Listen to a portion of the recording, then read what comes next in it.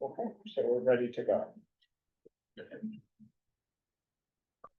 Hi, good evening, and welcome to the June 24th meeting of the Youth and Education Committee of Manhattan. My name is John Keller. I'm first vice chair of Manhattan Community Board 6. Tonight, we are joined by Community Coordinator Brian Lafferty, and this meeting is called to order at 6:35 p.m. Members of the public who are attending virtually, you can raise any questions or comments that you have through the Q&A feature of Zoom. Members of the public here in person, you can raise any questions that you have by raising your hand. If there is time following the committee's discussion, we will field questions from the public, and we always do that. We're going to have a volunteer to take minutes for tonight's meeting. I will temporarily be the volunteer to do that. So we will now take attendance by roll call, and Brian Lafferty will conduct the roll call. Thanks, John. Committee members, I'll call your name. When your name is called, please say present. I'll announce if there's a quorum.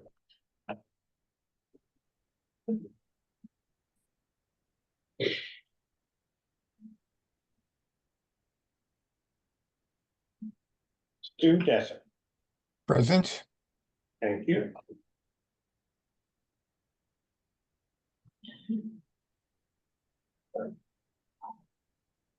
Kevin O'Keefe.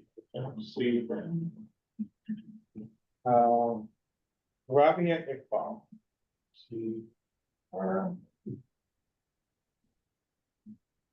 Katie Landa. Present.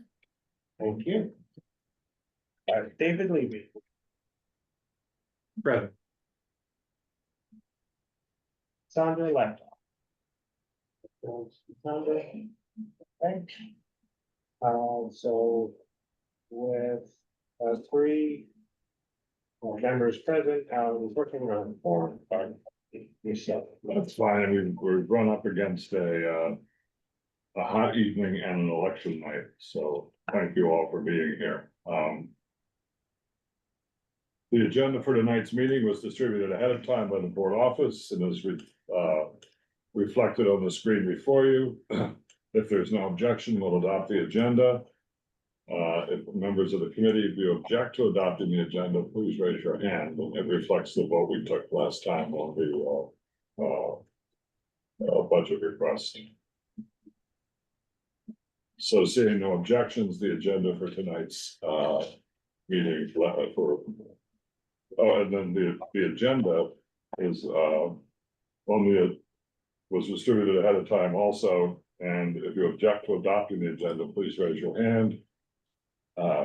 And the minutes from the January 28th, 25 meeting are still being reviewed, but the minutes from the April 22nd, 25 meeting were distributed to the committee. If there are no objections, we will adopt the April 22nd, 2025 minutes as drafted. I'm sorry, those are the minutes that were distributed 10 minutes ago. Yeah, I just realized that Livia Shrendick, who had volunteered to take the minutes at last month's meeting, the last meeting we held, is no longer on the board and on her way to the University of Virginia. So I did the minutes myself at the last minute. So I move that we defer approving the minutes until the next meeting, because I don't think any of us have had a chance to see them. But so that will be, I just want to be sure though that the reason I put the minutes out was I simply wanted to be sure that we recorded that we had voted on the budget request. I'm willing to wait a moment if anyone has an objection and wants to read through the minutes, because I do want to be sure that budget request was brought by a parents association of one of our schools with the support of a assembly member. We did spend a lot of time talking about it, voted on it. I just realized today that no one had done the minutes, so I did them. So if people have a chance to review the minutes, I'd appreciate it. Okay, I see the minutes are very short. They're one page, so I think that's okay with me. I'll vote to approve them. Thank you. Are there any other? Thank you very much, Stuart. Thank you. Thank you. Are there any other objections to the minutes from the last meeting? Thank you. In order to conduct an efficient meeting, let's observe a few ground rules. No one may speak until granted the floor. Committee members here in person, if you have a question about committee business or wish to make a motion, please raise your hand and I'll identify you so you can speak. Committee members unable to attend in person, if you have a question about committee business, you may raise your hand through Zoom and I'll identify you so you can speak. All committee members, it's extremely important that only one person speak at a time so that members of the public watching at home can understand what is being said by each committee member, and we're all aware that the chat function through Zoom for committee members should only be used for technical questions about computers or whatever other problems people are having, and not about agenda topics which should be discussed openly. Tonight we have as I said, we have a confluence of events between a lot of people in the city at a very important election day in the city. So I'm very appreciative of everyone who is here and those attending on YouTube. We're gonna this evening very happy to have a presentation by the National Network for Youth by Trinity Maddox and the National Network for Youth on transforming affordable housing access for and ending youth homelessness. And I attended this presentation. It was originally suggested by our member Katie Landa. You know, whether it was originally given on the internet, I attended it and liked it a lot, thought it was very useful and could spark some discussion here and tonight and in the future. And Trinity Maddox was kind enough to offer to spend a half hour or so with us walking through the presentation. And Trinity, I'm going to turn the floor over to you and allow you to introduce yourself. And once again, thank you very much for being here. Thank you. Can you hear me? Yes. Okay, I'm going to share my screen. Step 2. Success. We can see it. Success. All right. Thank you, everyone, for having me here at your meeting tonight. Thank you, John. And it sounds like thank you, Katie, too. I'm glad that you all enjoyed the presentation on our report, Transforming Affordable Housing Access, specifically for youth and young adults. So my name is Trinity Maddox, and I'm the Senior Policy Associate at National Network for Youth. We are a 51-year-old organization that represents young people with lived expertise of homelessness, as well as youth service providers from across the country, bringing everyone together on this mission to prevent and end youth homelessness. So a large portion of our work and my role at NM4Y is our federal policy advocacy. We also, as I mentioned, partner with young people. So we have a National Youth Advisory Council comprised of young leaders that really guide our policy and our advocacy work. And then finally, we have a team that is doing community-based solutions and strategies to bring together providers and other local organizations to implement a plan to prevent and end youth homelessness on a more local or sometimes state level. So that's NM4Y. And as John mentioned, here today to talk to you about our report about affordable housing access for youth and young adults and young parent families experiencing homelessness. So I can put in the chat, and I think we can share a PDF of slides afterwards as well. So you'll be able to click all these links. But here is a link to the report. So I encourage you all to check it out whenever you're able. But I'll just review the information that was in that report. And I also have some New York City specific information as well from the providers that we have a relationship with in NYC. So a little bit of NYC specific info to share with you, as well as national. All right, so before we get into it, I'm sure many of these terms, since you serve on this board, are familiar to you, but just wanted to review them just in case, since they'll be used, throughout this presentation and they're in our report as well. So when we say youth and young adults, we're talking about young people ages 13 to 17. So that's the youth, and then young adults 18 to 25. Area median income, of course, the median household income in that metropolitan area. Low income are households with incomes that are greater than 50%, but less than 80% of the area median income. Households that are classified as extremely low income households are either at or below the federal poverty guideline, or they're at 30% of the area median income, whichever is greater. Affordable housing is defined as housing and utilities that cost less than 30% of someone's household income. So this is the kind of standard for what's considered affordable. And then available housing are rental units that are both affordable and either they are vacant or they are not occupied by a higher income household. And we'll touch on that is kind of an issue, particularly for extremely low income renters. Trinity, if you don't mind, I have a question. When you, Brian, could you go back to the slide? Thanks. The low income, the 50% but less than 80% is is that in New York City schools, they define schools that are below what they call an ENI index, and that's how they define them to distinguish them from extremely low income, which I think would they be the Title I schools? If a majority of students in a school or a certain agreed percentage of students in a school are extremely low income, is that what qualifies as a Title I school? Because I use the term all the time and I'm just realizing I don't know the technical definition of it. I'm not going to say that I'm 100% certain either, although what you're saying sounds right. Definitely sounds like a question if there's any education people on here, or we work closely with an org called Schoolhouse Connection, and they are like the experts in education specifically.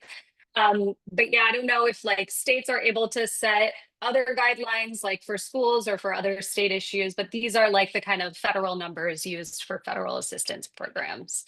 Yeah, and the low income number would make sense because many high schools in New York City, like my sons both went to high schools with 63 and 68% percent of the AMI. But they're not Title I, and that's the only reason I asked. But there are a lot of kids that are pretty living in pretty tough circumstances in those schools. Thank you. Right. Sorry to start it wrong. Oh no, that's okay. I will know that I know a little bit about education statistics, and it is really confusing because the Title I standards around income are federal, but then for the free and reduced price lunch program that schools participate in, the state can define what low income is and how they measure it and count it. So it gets really confusing, John. That's just to identify, it's Katie Landa, a member of our committee. That's right. In fact, in New York City, it became, we're already going afield here, but it's an interesting, important topic. In New York City, it became viewed as stigmatizing if a kid didn't buy lunch, and so they did away actually with everybody's lunch is free for everyone in our public schools as a result of that. But that's a really good point. Trinity, sorry, but Yeah. thanks. No, please feel free to interrupt as we go along with anything. Yeah, I know the free and reduced price lunch is an interesting thing too, because I know a lot of education researchers I don't know if they still do anymore, but had previously used that metric to kind of determine the income status as a whole for a school and would use that number in their research. But as more and more schools are doing like free lunch for everyone, which is great, that metric is gone for researchers. But and that's why New York City has that other indicator, and I think it's the 50 to 80%. Okay, I'll be quiet now. Thank you. All right, so overview of youth and young adult homelessness. National estimates of youth and young adult homelessness have found that around 3.5 million young adults, so 18 to 25, experience homelessness over a 1-year period.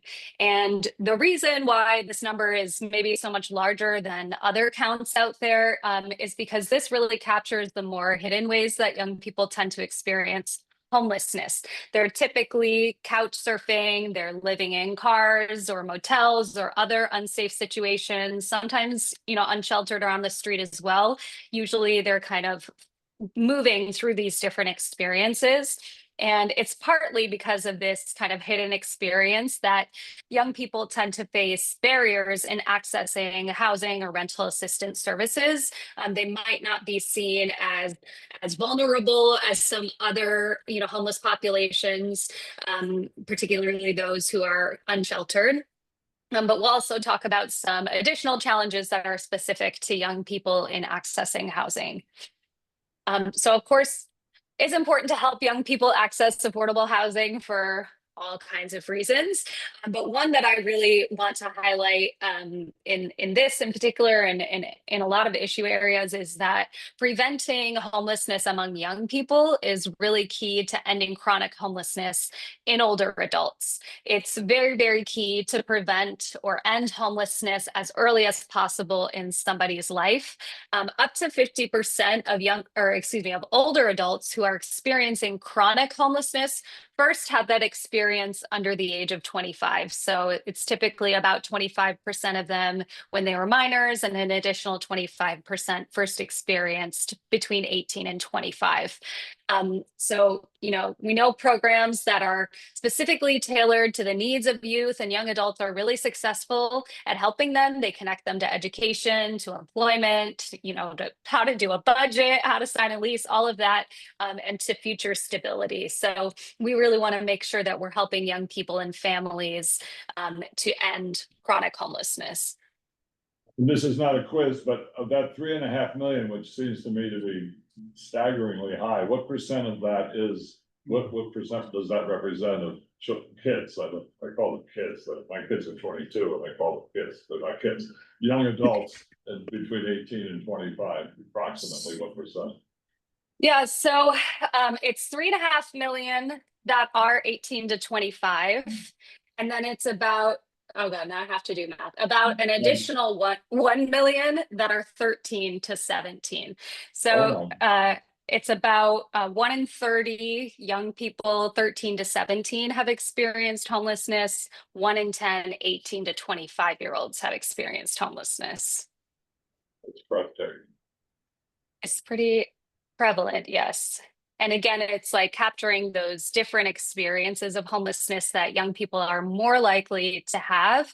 And I will say, I don't think I noted it in this presentation, but also important to note that we've been told by young people, more than one young people that they've actually felt safer sometimes sleeping outside than sleeping in the homes that were available to them, because usually those couches that they could crash on are in very, very dangerous situations. Trafficking is very, very prevalent among these young people. So sometimes there can be a little bit of butting heads over who's considered the most vulnerable. Is it people who are living on the street in tents on the sidewalk? Is it young people who have like a choice between that or, potential trafficking situation? Really, we say we need resources for everyone. But of course, to stop people on that path to chronic homelessness, we have to prevent and intervene early.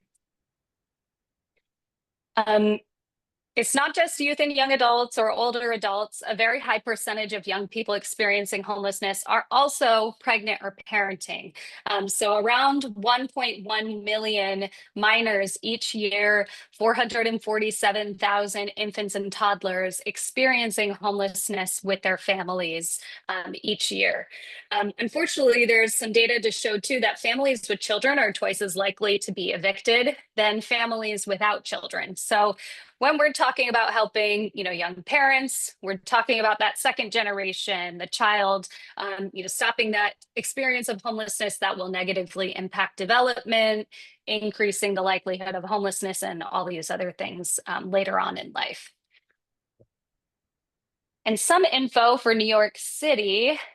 So this is using that estimate that I mentioned. That comes from Chapin Hall. It's one of the biggest studies and one of the only studies specifically about youth homelessness. It's a whole series called Voices of Youth Count.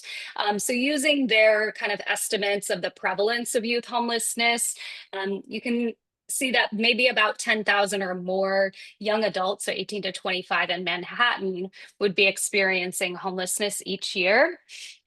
And New York City public schools, who do count their students experiencing homelessness to the best of their abilities, did identify 146,000 students in this past school year as experiencing homelessness. And as you can see here, this was their 9th consecutive year where they identified more than 100,000 students experiencing homelessness as part of the public school system. And that number really ticked up during COVID, as I recall. Just wow. Yeah. And that was true nationally.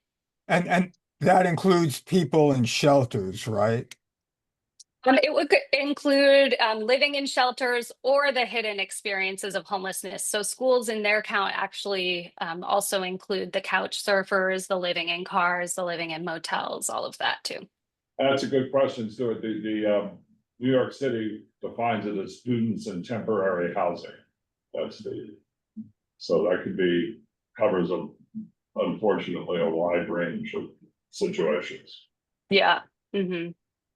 And I want to note too, since I know this is also an education board, that the only federal funding that is dedicated to students experiencing homelessness is the McKinney-Vento Education for Homeless Children and Youth program.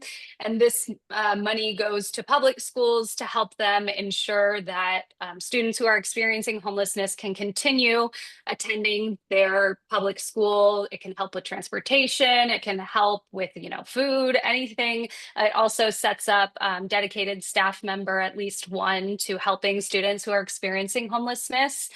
And the future of this funding right now is uncertain. The president's budget that came out a few weeks ago did recommend, consolidating this and a number of other programs.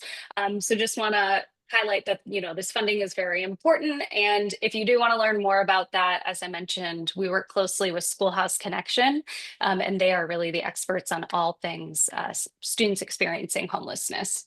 And also just on that act, it guarantees that children can get transportation. So if they're relocated to a different shelter, as Mayor Adams has been doing, they're guaranteed transportation, but I don't think that many people are informed of that. So that's a really good point, Stuart, because I recall that was a big issue in the last couple of years in public schools. That's right, that the whole idea was to stabilize the school experience of kids so that even if they moved to a different shelter, they would be able to come to the same school. But you're right, that was not as well known as it might have been. Mm-hmm. Yeah, the transportation is key. Oh, hold on. Lost you. Too many windows open. Here we go. Okay, so kind of pivoting then to the sort of current landscape. This is nationally and availability of affordable housing. So nationally, estimated 11 million extremely low income renters and only 7.1 million units that are considered affordable to them. So that's 30% of their income. However, 3.4 million of these affordable units are already occupied by a higher income household. So that could be, a low income household or a middle income household. So really there are only nationally 3.7 million units available that are affordable to these extremely low income renters. And this really affects young people in particular, because, of course, households headed by youth or by young adults are very likely to have extremely low incomes. So any, minor headed households, maybe they've been emancipated, whatever the case may be, on average earning $9,000 annually. Young adult headed households, so that 18 to 25, on average 11,000 annually. And this study from Urban Institute found that in the 3 metropolitan areas that they observed, the share of youth and young adult households occupying affordable housing units was very low. So as you can see across the board, just 2% or less. Now, in New York City, the Coalition for the Homeless noted that last year only 2,000 new units were built that would be considered affordable to the very high number of extremely low income households. And again, the youth and young adult headed households are the most likely to be extremely low income. All right, so the question then is the share so low because maybe there's not a need for affordable housing for youth or young adult headed households or young parent families? Unfortunately, the data would tell us otherwise. All the different kind of data and counts that we have show an increase in young people who are being identified as experiencing homelessness. So whether that data is coming from early childhood providers or the Department of Housing and Urban Development, the Department of Education, the numbers are clear that the issue of youth and young adult homelessness is actually increasing nationally. And of course, difficulty accessing affordable housing options is a huge issue. All right. So now shifting gears here, now that we've kind of set the stage, to talk about some of the top challenges faced by youth and young adults. So we talked about, how the share of affordable housing isn't enough to accommodate all of the low and extremely low income households. But say, even if there were enough units for everyone, there would still be challenges that are specific to young people in accessing housing on their own. And working with young people to overcome these challenges is just some of the very important work that the youth homelessness providers do. And I want to note that all of these examples that you'll see, the challenges faced by youth, did come from our National Youth Advisory Council. So that youth board, 8 leaders from across the country who have all experienced homelessness. They're all leaders in their community as they lead their youth action boards. Many of them work for the providers that helped them. They're awesome. So all of this came from them and their experiences. Yeah, So one of the things. Go ahead. Now, one of the things that really struck me from the presentation I attended was this point, and I think about how kids get started. They graduate hopefully from high school, and they want to move out. They want to share an apartment with other people, but if you don't have a driver's license or real identification of some sort, that becomes almost impossible, I guess. I hadn't thought about that until you guys raised it during your presentation. Yeah, totally impossible. This is one of the biggest number one issues that young people face is the identifying documents. Most young people and older adults who are experiencing homelessness don't have access to their birth certificates or their ID or their social security card or passport or any of these things that you need to just, prove that you are who you say you are, and that are of course needed to access federal rental assistance programs to apply for a lease. I mean, I don't know in New York City, but even here you need an ID to get a library card, right? And usually for young people, the issue is that their parents or their families don't have them, or they don't know where they are, or, maybe that young person can't contact their family. They can't, get in touch with their family. But regardless of what it is, not having these vital docs is one of, as I mentioned, the biggest issues. And National Network for Youth has actually partnered with the law firm Baker McKenzie to create a free hotline for youth or providers to call, and a pro bono Baker McKenzie lawyer will help them with the process of obtaining whatever documentation they need. So we're super, super excited about that. And hopefully it will be a big help because like I mentioned, I mean, obviously for undocumented youth, huge issue. But for, youth who are born here in the United States, it's also a huge challenge. Can I just ask you a question? Alec, are you online? Alec, the chair of our Housing and Homelessness Committee? But He is here. I don't want to, he's not. Okay, I'll hold that question. But I was wondering whether in NYCHA housing, if any New York City Housing Authority, public housing is, what sort of documentation do people need to get into that? But let's move on. Okay. So another big barrier that our young people identified was just lack of knowledge in how to identify these different systems. How do I apply? What exists? What do I need to do? How do I fill out this form? All of that really complicated stuff. So, I imagine like my siblings, they're 18, they just graduated from high school. Now they're like going off into the world by themselves. And, they're just so young and have a lot to learn, but luckily they have, parents, our family, everyone who they can call when they need help with something. We're there to help them fill out the FAFSA. And if they need a co-signer, they have a co-signer. Many people have that kind of system of support. But young people who are experiencing homelessness are typically very, very disconnected. They don't have any circles of support like that. They're young and they're on their own. They've experienced significant trauma, many of them. And then, whoops, sorry, I'm getting an echo.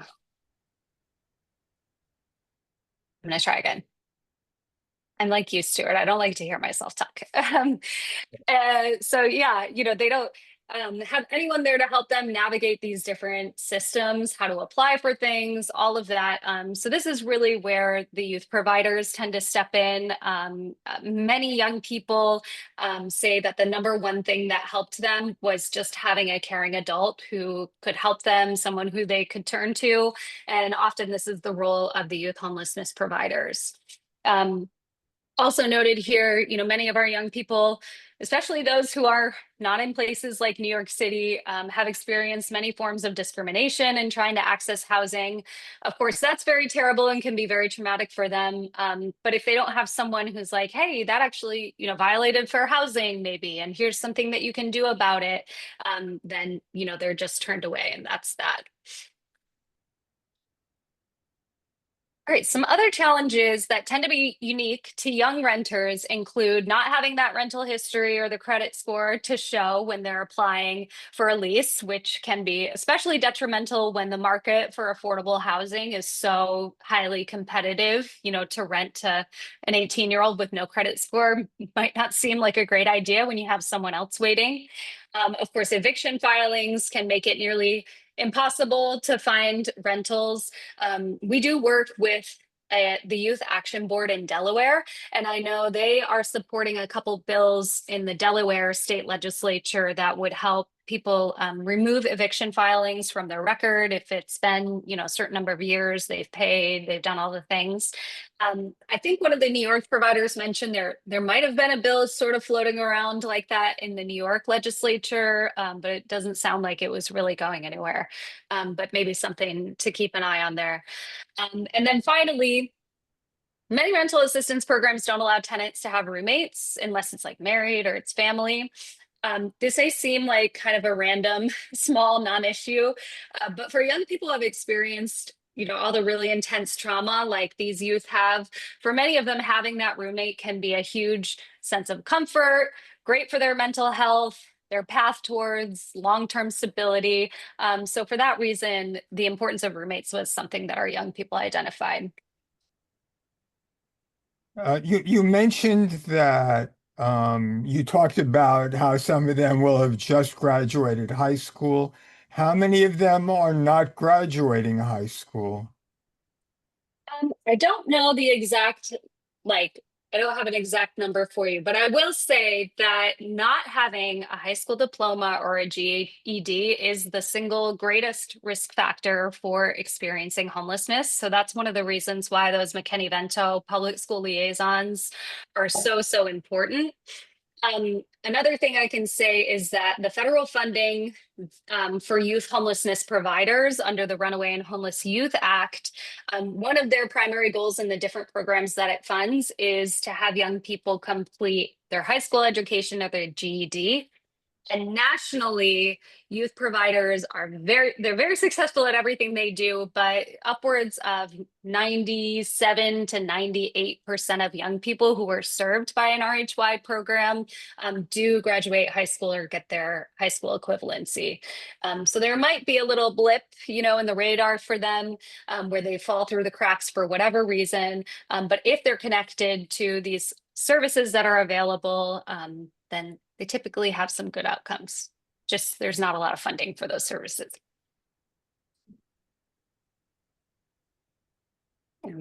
So that was the challenges that are specific to youth that our young people identified. Now to look at the other side, and I'll share information from the youth providers that were featured in our report, which are from all across the country. And then I have some things to share too from the New York City providers. So a theme you'll see from the providers featured in the report, and I think probably most providers who you would talk to, is that community engagement and partnerships is so hugely important to their work. They really sit at the intersection of many, many different systems that impact young people. So of course, they're dealing with housing. They are connecting young people, as I mentioned, to education, to employment programs, getting them healthcare, mental health care, maternal health, infant health care. They often have relationships with child welfare, local law enforcement, with the schools, all of this. And as I mentioned, they're doing it all with very, very minimal funding. So they really rely on that relationship building, the partnership within their communities to get young people connected and to self-sufficiency. And one of the partnerships that they really highlighted as essential was with landlords and property management companies who might be reluctant to rent to this young person, and the providers would just help them understand the issue. Some of them have a dedicated staff member whose job is landlord relations.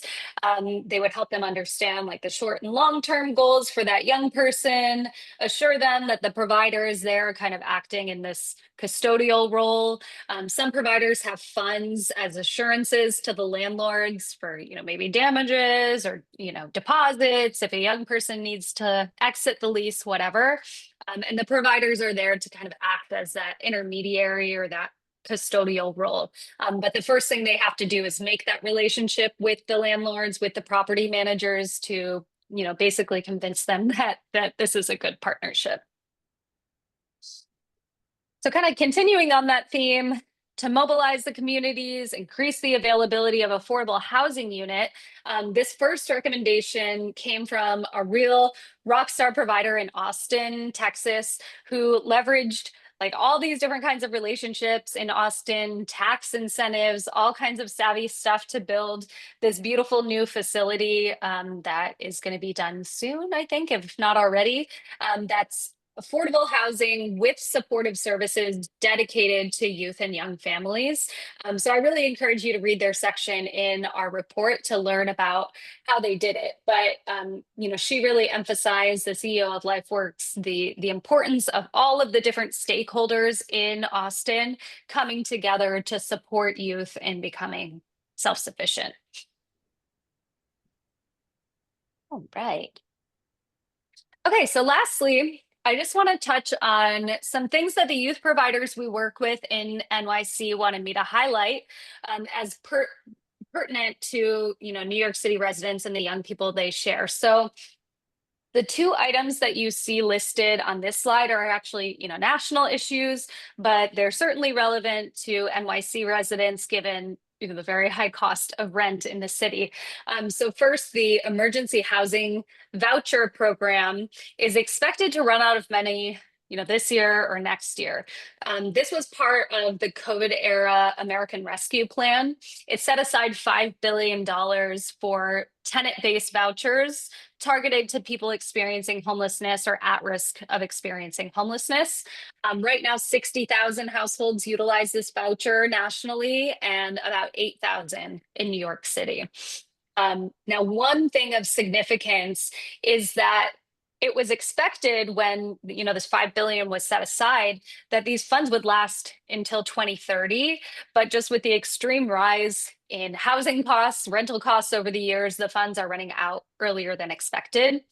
Congress can choose to continue this program if they want, but the president's budget proposal that was released did not recommend doing so. In fact, it did recommend a significant cut of 43% across different federal rental assistance programs.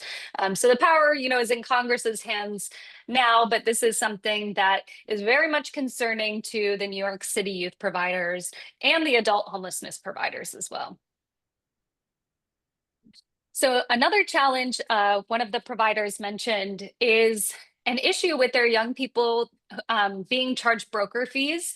I know there was a bill that was passed, a New York bill, prohibiting landlords from charging their tenants for broker fees. And it was, supposed to take effect just like 10 days ago. But it seems like the implementation of this recently passed law is still kind of shaking out. As you can see from this quote from an email she sent me, they have 12 young people who are ready and waiting to be housed, but there's a $35,000 broker fee kind of hanging over all of these young people. So I'm not super familiar with all the details of this bill or the implementation, but I know it's something that they're working on. I think she mentioned with city council members, and just wanted to flag that this is an issue that's happening. As of today, she sent me this email. All right, some good news.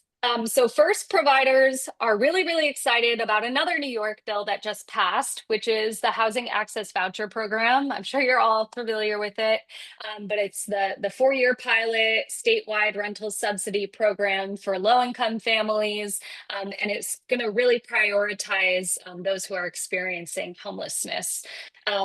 Providers are very thrilled with this pilot. They're sure it's going to be very successful. There is, some research out there that show voucher programs are generally very successful. And I know they're going to be working for increased funding for the program. That's kind of their advocacy on this moving forward. But this is really great, especially with all the concern about the future of federal rental assistance programs that I mentioned earlier. And then very lastly, I just want to uplift the 2 amazing providers in New York City that we work with very closely, and some of the great work that they're doing to expand affordable housing access and do all kinds of work with young people. They are the Ali Forney Center and Covenant House. Covenant House has locations, in urban centers across the country and internationally as well. But New York is very, very lucky to have these providers. They are looked up to as some of the top-notch youth providers in all of the country. So I would definitely encourage you to learn more about their work and reach out. But they did want me to share that they're both expanding their affordable housing options for youth. So at Ali Forney, they're opening 2 permanent supportive housing sites, one in Astoria and one in Harlem. And then Covenant House New York, also expanding its existing programs. They're collaborating with the city on voucher programs. I'm not sure specifically what that looks like. And they've also been having conversations with developers about micro housing units for young people. So a lot of great work being done by these providers. Definitely check them out to learn more about what they're doing. And that's Liberty, everything I had for you. Well, that's great. I have a lot of thoughts, but I'm going to let members of the committee speak, and who are here of the community board and the committee. Sounds good. Some of us want to hear your thoughts. My thoughts? Yeah, John. Well, it seems like, the first thing I'm thinking is you know, how do we as a board, you know, first of all, I think very simply get more familiar with what's happening. It sounds like things are happening in the state legislature and perhaps at the city council level on this, that it would be good, it would be important for us to get on top of. And I know we have a lot of proactive assembly members and council members and senators working closely with us, because it sounds like there's an opportunity there to be practical. And then also I'd be very interested in, I mean, the students in temporary housing in New York City is it's a large number. And some of them are migrants who recently came to the city, and some of them have been here for a while. And just trying to understand and, you know, how to work more closely with people who are providing services to them. It seems to me to be something that could be very useful for us as a group, but, you know, those are my thoughts, I mean, on it.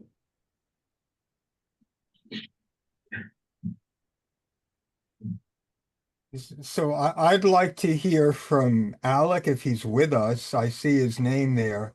But from the education perspective, I think what's most interesting to me is that for instance, not having a high school degree or equivalency is the greatest risk for homelessness.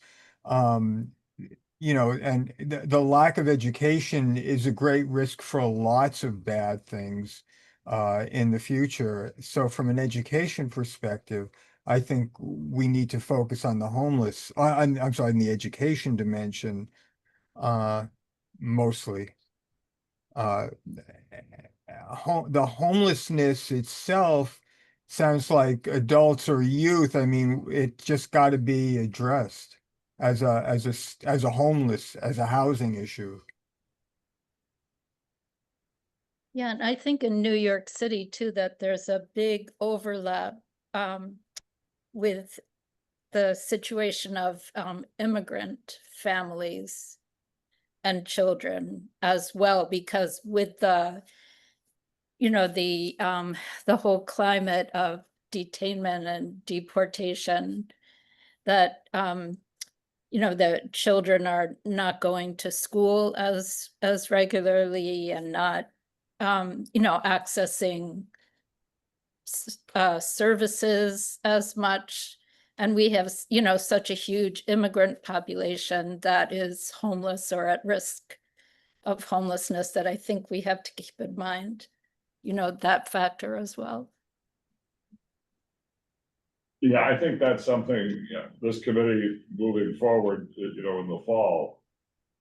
I think that would be a very good hook, you know, to think about, you know, and I know that the Department of Education does not, it breaks out the students in temporary housing, and Trinity shared some of that with us earlier. But it doesn't break out, you know, for a variety of reasons, how many of those are new arrivals in our city in recent years. And also I'm very curious to just talk to some of our electeds who are very, you know, committed on these issues. You know, where do they want us to help? I mean, you know, what levers in city council or in the state assembly, you know, can we help push? Because, you know, as a community board, we do have a voice, so, but we have to, you know, systematically understand how to approach that. I mean, this is so much information, you know, that it takes a little absorbing, because it's one of those things that's, I think, around us all the time, and yet, you know, trying to get the handle on exactly how, you know, which levers we push to be effective is, I think, the key thing for us at this point.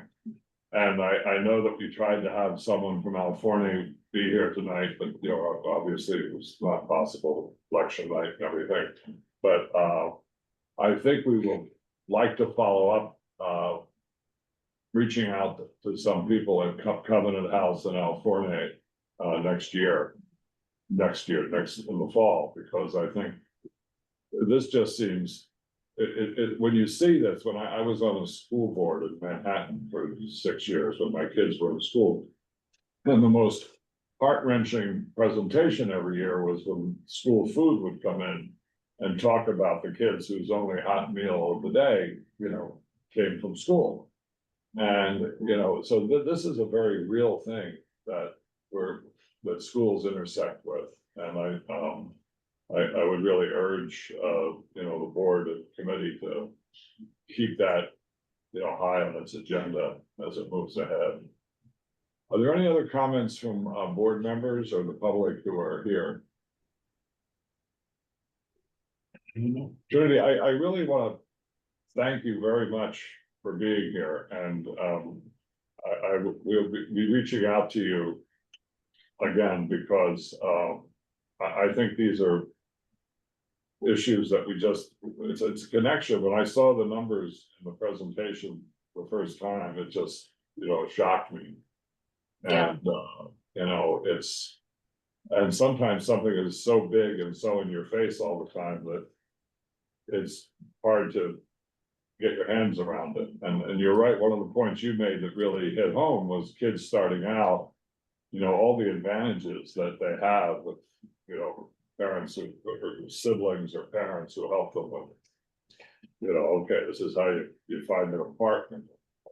You have your driver's license, you go to the DOE, you have, all these things that we just take for granted are things that, are just part of breathing and surviving. So I just really want to thank you and thank you for the commitment of the National Network for Youth. It's really quite remarkable. It's been around since 1974, I believe, right? And, That's right. and it's I just wanted to get it in front of the members of the committee, and hopefully we all move ahead with Yeah. so maybe in the future. Thank you. Well, And thank you. I really appreciate it. We're happy to, continue providing whatever information you need, or if you, want to talk to some other folks working on these issues. I don't want to overstay my welcome, but I dropped a No, couple please. things in chat. I don't know if everyone can see them, but I'd love to just show, since I know you're all talking about like the intersection of education and homelessness, just show this resource that's really great. Maybe a good jumping off point for you all from Schoolhouse Connection. So as I mentioned, they're like the number ones in the intersection of education and homelessness.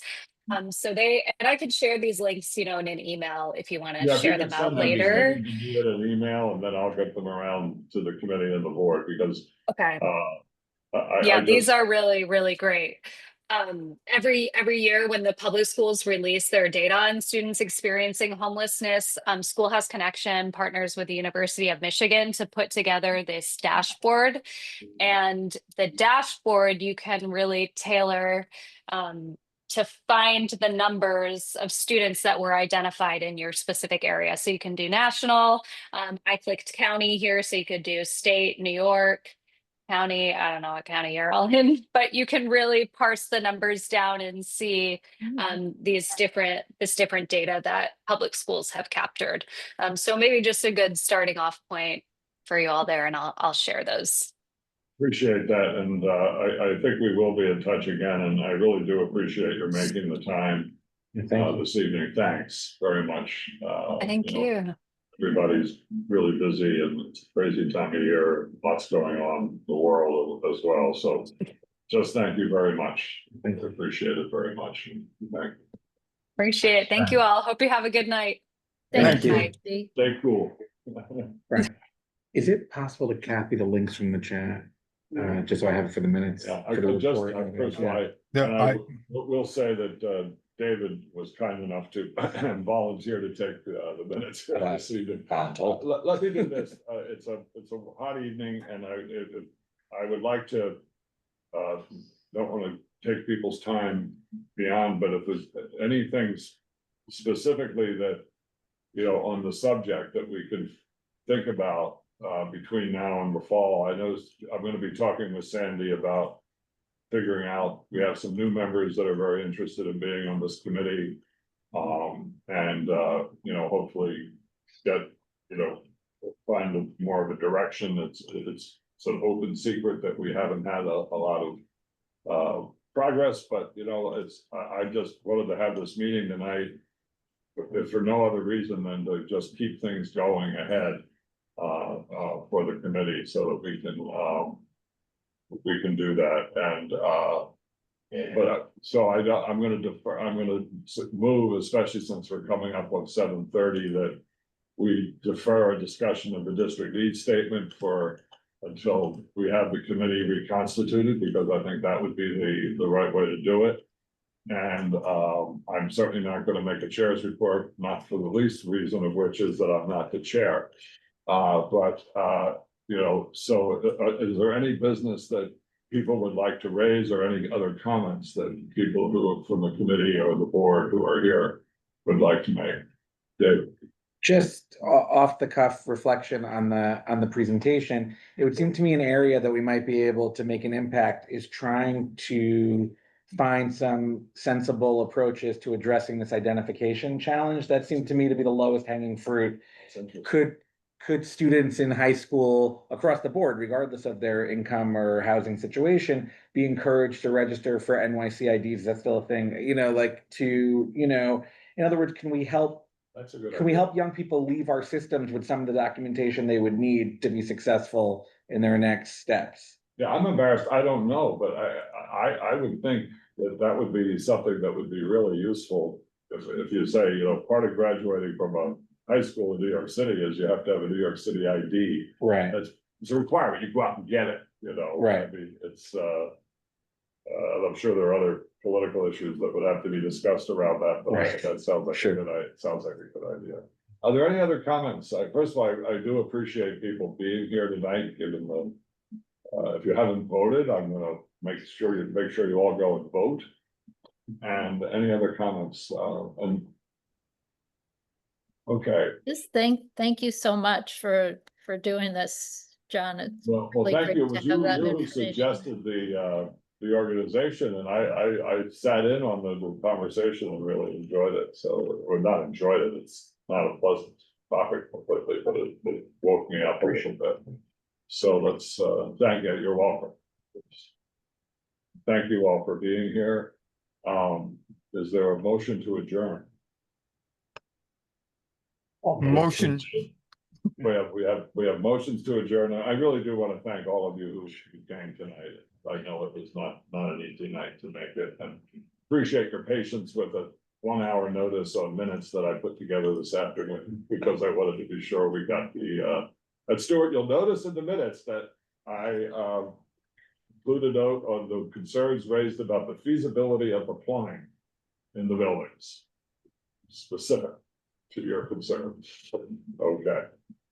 Thank you very much, everybody. And the meeting is adjourned at 7:32 PM. Thanks, Yes. thank you all. Thank you. Good night. Thank you, Kenny. Bye-bye. Night. Let me know.